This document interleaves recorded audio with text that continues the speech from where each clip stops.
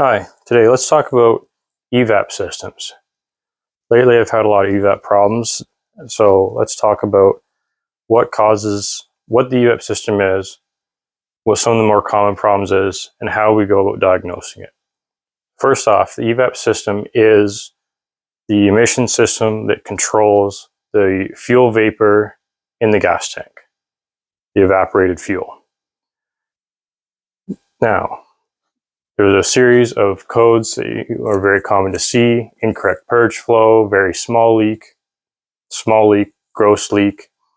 And those are identified basically by the size of leak determined by a fuel tank pressure sensor on the gas tank and the speed that it can leak down. It determines how big that leak is. A very small leak is 15 thousandths of an inch or 1/5 thou of an inch or less. A small leak is 20 thou and a gross leak is 40 thou. Pretty simple. Well, gross leak is 40 thou or larger. So it's simple stuff, but that doesn't matter a lot. The only two that really matter is gross leak and very small leak. That kind of determines what your problem lies in. If you have a gross leak and an incorrect purge flow, those usually go together, and that usually means the gas cap's been left off. That's the first thing I like to check when I see one of those. Another thing I like to check you might see is a gross leak, an incorrect purge flow, and you might even see a P0171, a system lean. That's caused by the purge valve leaking. So what we have is, if the purge valve is leaking, it's sucking air through the canister, through the gas tank, into the engine, causing a gross leak because the purge valve is not sealing, an incorrect purge flow because it's not flowing the correct amount of volume, and a P0171, and sometimes a 174, 171 being system lean, and 174 system rich. You can actually see both those codes at once. If you see a rich, lean, and any kind of evap leak, straight to the purge valve. Start testing it. So, how does the system work? We're controlling the evaporated fuel. First thing we want to keep in mind, if there is more than 75 to 80% liquid fuel volume in the tank, meaning the gas gauge is about around 3/4 or higher, the evap monitor is not going to run. It means it's not going to do the self-tests on the evap system, because there's a chance it could pull liquid fuel into the intake manifold, and that's just not a good thing. The other thing that can cause, or that does cause, the evap monitor not to run is ambient air temperature. Every manufacturer is different, but typically through the colder winter months, the evap monitor stops running. And what we see in the spring, starts to warm up, ambient air gets a little bit warmer, check engine lights start coming on, vent valves are stuck. They're all stuck open. It goes to run its evap monitor, vent valve doesn't want to close because it sees shut. So, normal evap operation.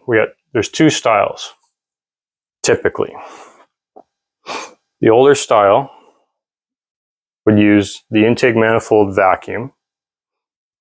It would close the vent valve. The vent valve is normally open, allowing the gas tank to vent through the charcoal canister. The charcoal canister just acts as a filter for the fuel, so that as you fuel up the car, you're putting liquid fuel down the filler neck, fuel volume goes up, it pushes evaporated fuel out the vent, being the canister. Charcoal in the canister catches that evaporated fuel and lets the air out. Sometimes just a tube off the end of the canister, sometimes a tube right up to the end of the filler neck. So the vent valve is normally in an open state. The purge valve, being connected directly to the intake manifold, not wanting to allow vacuum leaks, is normally closed. So the way the older style monitors would work, system closes the vent valve to seal off the system, opens the purge valve to allow intake vacuum into the gas tank, pull the gas tank down to a set amount of vacuum. Fuel tank pressure sensor monitors that amount, then it closes the purge valve again, keeps the vent valve closed, and the tank pressure sensor is going to monitor how long it takes for that vacuum stored in the tank to bleed off. That determines our small, very small, small, and gross leak codes. The purge cycle is just a simple leaving the vent valve open, opening the purge valve to clear the charcoal canister of the stored evaporated fuel. The new style that's more commonly found is they've added a vacuum pump right onto the charcoal canister, allowing the evap monitor to run in an overnight state, key off. So what's going to happen is very similar to the other one. Vent valve closes, purge valve stays closed. Now the charcoal canister has its vacuum pump inside of it. It's going to pump the gas tank down to a set vacuum amount, and the tank pressure sensor is going to monitor the drop in vacuum, and that's going to determine your amount of leak, during which it can also snap open the purge valve to make sure it's operating correctly, and the vent valve to make sure it's operating correctly. So how do we fix these systems? This is where having access to proper equipment is essential. Smoke machine and a scan tool, definitely very helpful. One thing I like to do, I disconnect the hose at the purge valve.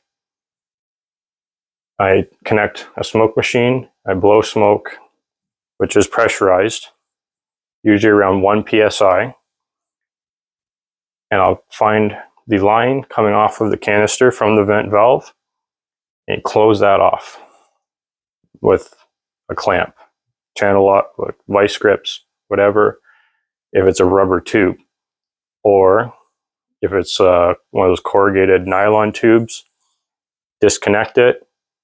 Sometimes a tire valve fits in there nicely. You find something to plug that with. And we're only applying 1 psi of pressure into this system, so you're not holding a lot of pressure back. These smoke machines have a bubble gauge, kind of like a cylinder leak down tester. You apply a pressure to it, and you watch the bubble drop to nothing if there is no leak. And that's exactly what you're doing. You're verifying when you close it off here.